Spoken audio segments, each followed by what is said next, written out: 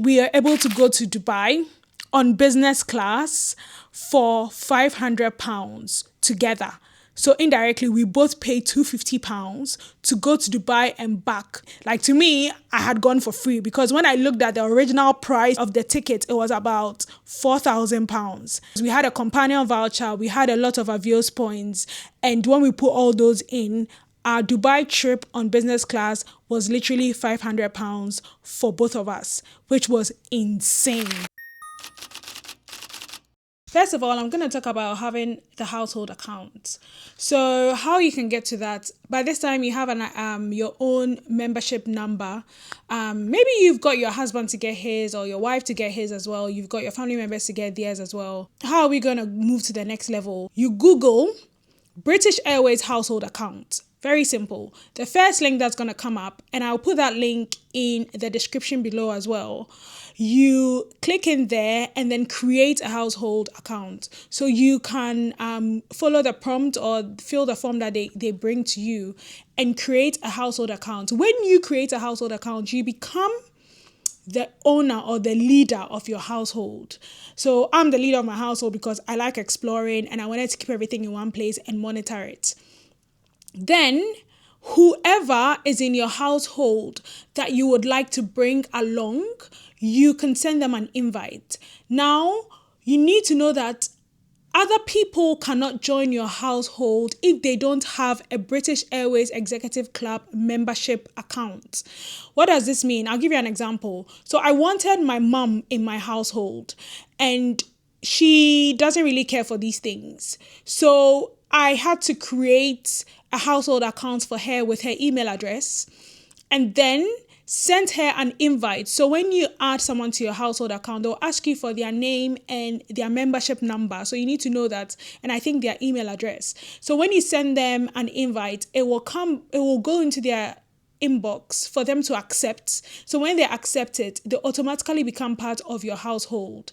Now, sometimes you might think it might be difficult adding a minor, because a minor may not have an email address or whatever. So what I did for my niece, because I wanted her in my household account as well, was that I created an email address for her, and then I created a British Airways Executive Club membership account for her. But because of her date of birth, it was obvious that she was a minor. So I think I had to just declare that it's being manned by her parent or like an adult. And then she also got a membership number. So I sent invites to all these people who I wanted in my household, and then they were able to join my household when they accepted. Now, why would you want to do this? What happens is whenever any of them fly or any of them gather any Avios in any way whatsoever, it's going to be put in your household account. So I currently have like just a few Avios, but because I've got my partner in my household account, he gathers most of the Avios and we group it together to be able to use it to fly. So ideally, you want to have people who are in your real household, like in your real house, not just random people.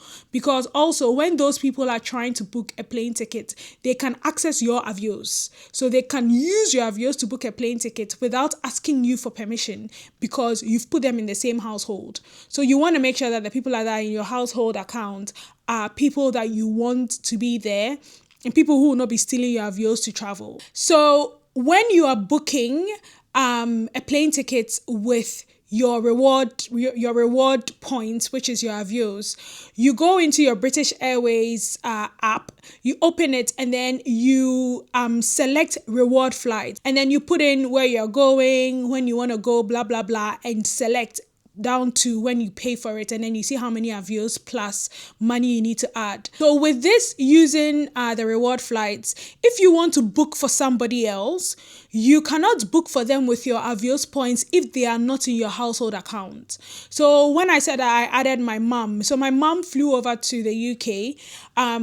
She paid for her plane ticket all cash, right? So when she came over, I asked her whether she had an account. She didn't. So I created one for her, and then I claimed her missing Avios from the flights that she came with.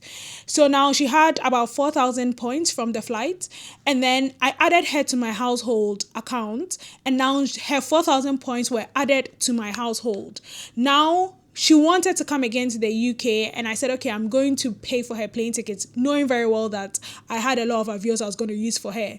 So because she was in my household, when I went to reward flights and went down to choose how she was going to come, blah, blah, blah, and when she was going to come, I was able to select her name to book a plane ticket for her. So when you are booking for somebody else, if that person is not in your household account, it will not allow you to put any other name there.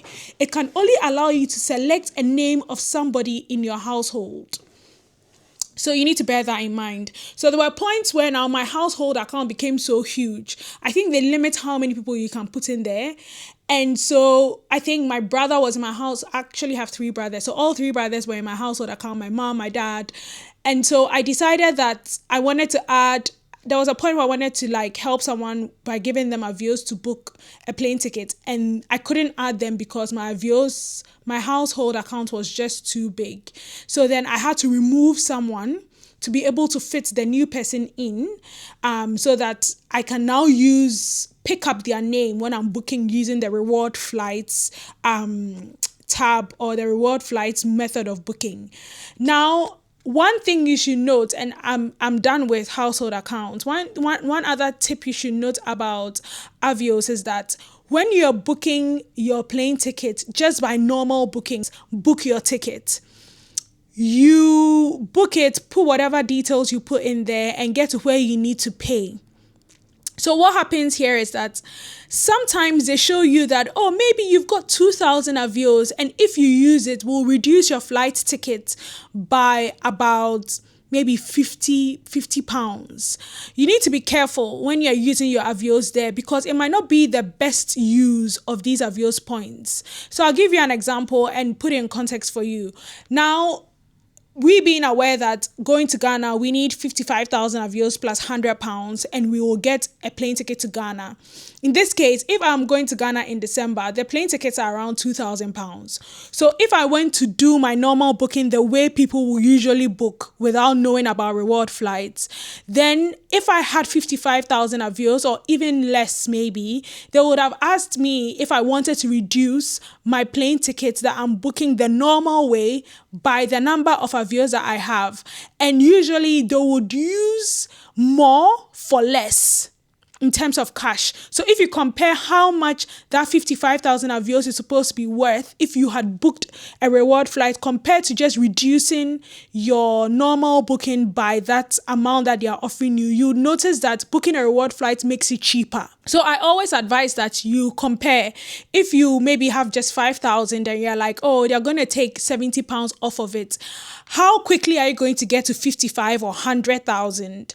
And is it best to use it for that tickets that you're booking normally, or is it best to save your Avios, gather more and use it for a ticket where you're just going to pay £100 for, if that makes sense? So just have that in mind when you are trying to book an air ticket, because some people think, oh, the way they can use Avios is just by reducing their normal booking. You have to usually click on the reward flights to be able to book it the right way. Now, one more caution I need to put out there is these reward flights get exhausted quite quickly. So if you are booking with a reward flight, it's advisable to book way ahead of time, especially for locations that are quite popular. So let's say you're going to New York, let's say you're going to